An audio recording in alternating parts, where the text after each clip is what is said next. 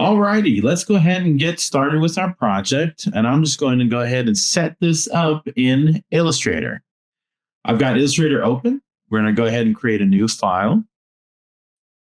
Now, remember, we've gone over this once before in our previous tutorial videos, but web is for the purpose of using RGB color for screens and online presence. Print will use CMYK color in order to be printed on hard copies. So think about how you want to be using your profile picture. You might be using it strictly online, and that way you use web RGB colors. I personally will be using print just because I always like to have that ready, just in case I ever did want to print it out on something, some sort of artwork on a shirt or something. Not that I'm going to be slapping my face on a shirt, but just to have handy. Because sometimes when you do RGB color and you do end up wanting to print something, it ends up coming out a little wonky with the colors. The colors are not always right. What does matter, though, is your raster effects setting here for PPI. Never, ever do we want to use 72 for screen. We always want to use high for 300. So I don't really care whether you use web or print. Either one works fine for this assignment. But what does matter is that you're working in high resolution, 300 PPI.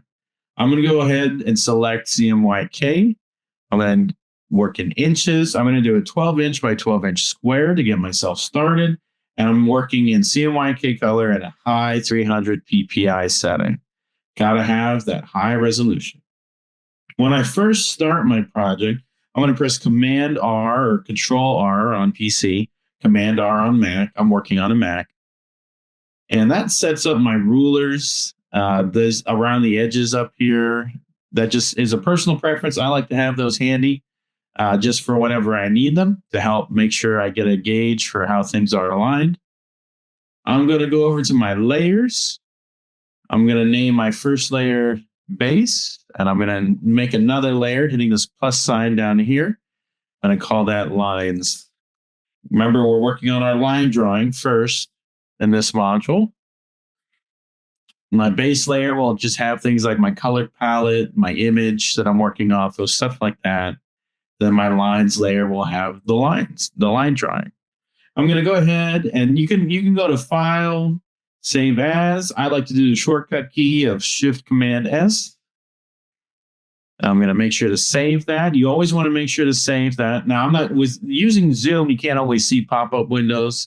So I'm not sure if you're able to see where I'm actually clicking or not, but I'm just selecting my folder so that way I can just save my file to where I need it to go. You always want to make sure to save your file constantly.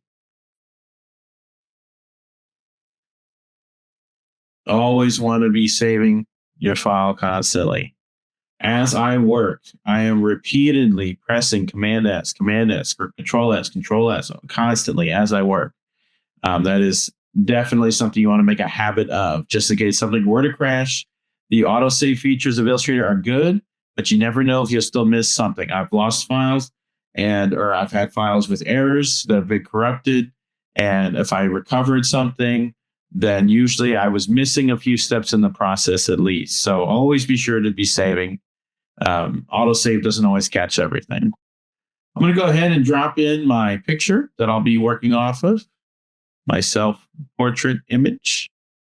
I'm going to crop it. I'm going to go ahead to the top here of these different menus. This is kind of your quick actions menu up here at the top. I'm going to select crop image.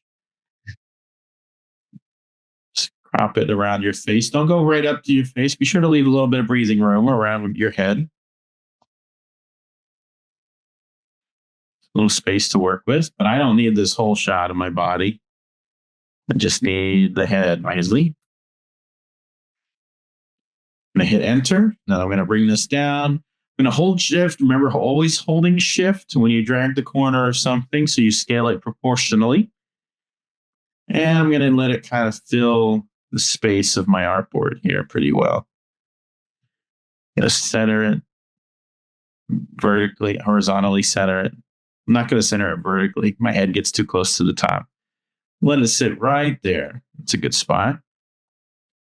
I'm also going to go over here to the left, select my rectangle tool.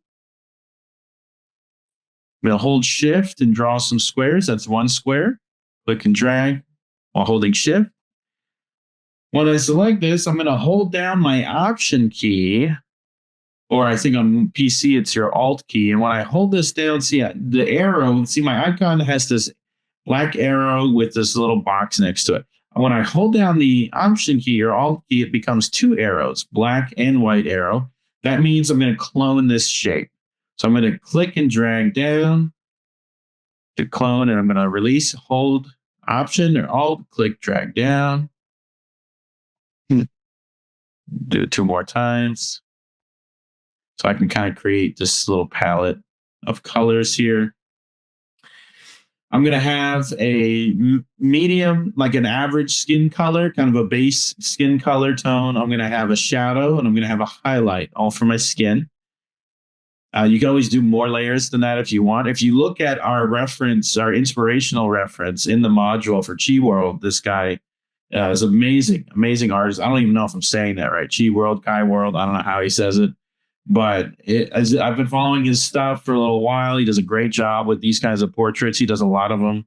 And he'll use like maybe 4 or 5 different color layers for his shading on his portraits. We are not looking at being that complex unless you want to be.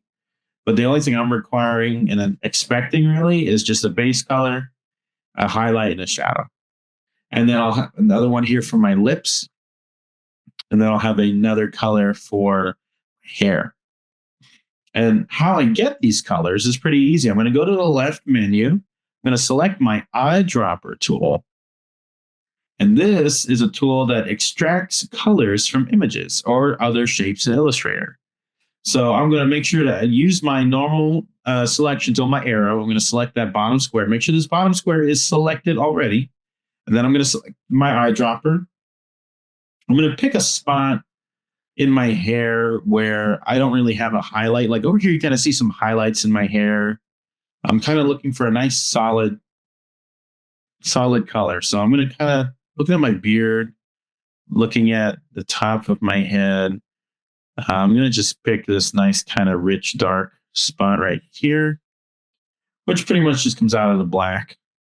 Which is kind of funny. I always tell my wife, my hair is not just straight black. It is a very, very, very, very dark brown.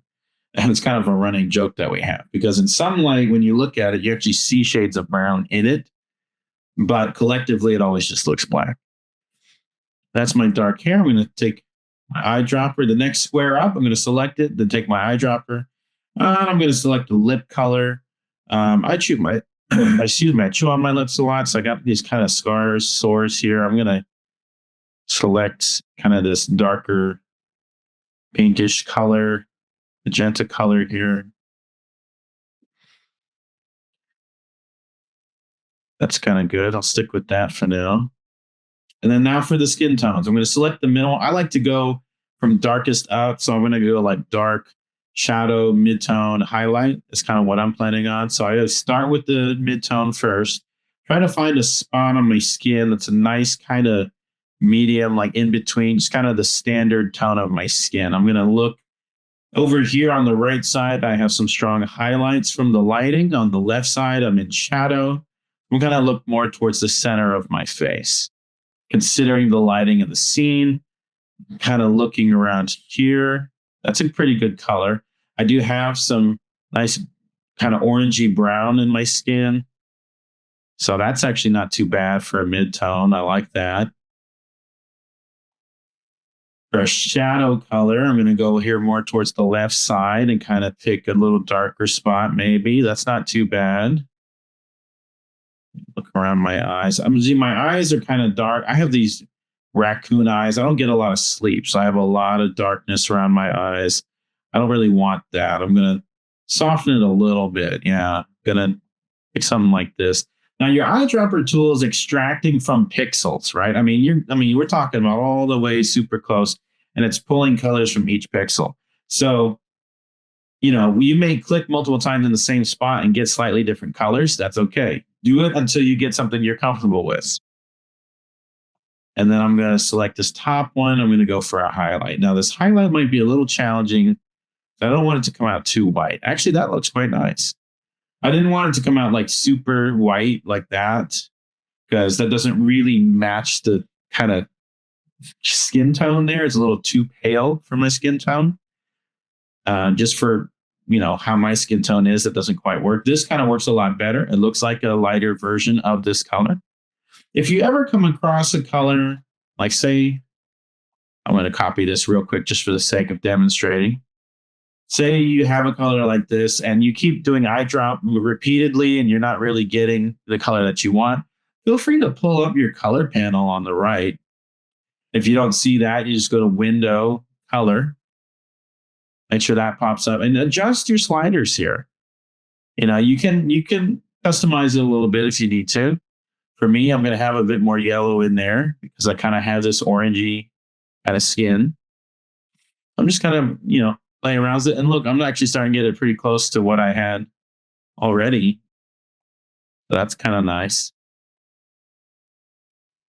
Yeah. So feel free to always adjust if you need to. If you keep eye dropping and it's not coming out the way you want it, then feel free to adjust it. Great. So now I've got hair, lips, and I might even reduce the pinkness in the lips here a little bit because I don't have super pinkish lips.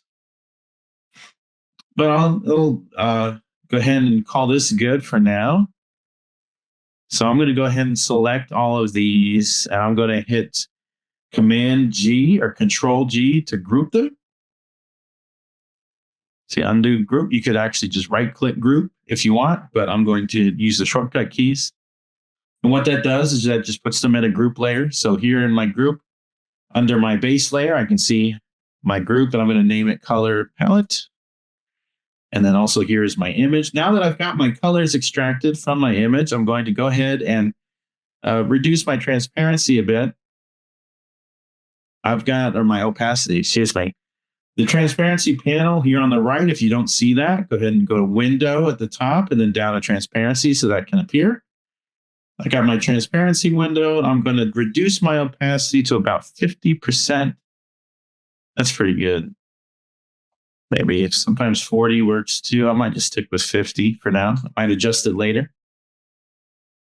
But having that is just essential for making sure that when you're drawing your lines, they're easier to see. Sure, I have my layers here. All right. I've got my self-portrait ready. I've got it reduced in opacity so I can see my line drawing better. I've got my color palette group here ready to go for my colors. I'm going to scale it down a little bit, actually, just so it's kind of out of the way. It's not on my artboard. It's off to the side. And I am going to drop that opacity a little bit more just as I'm thinking about it. So I'll go back to transparency, drop it to 40%, go to my layers, and I'm going to lock this layer. So next, in the next video, we're going to go ahead and start working towards our line drawing. We had a couple things to do before we actually start the drawing itself, but we're going to go ahead and start working towards that. We have our project now all set up.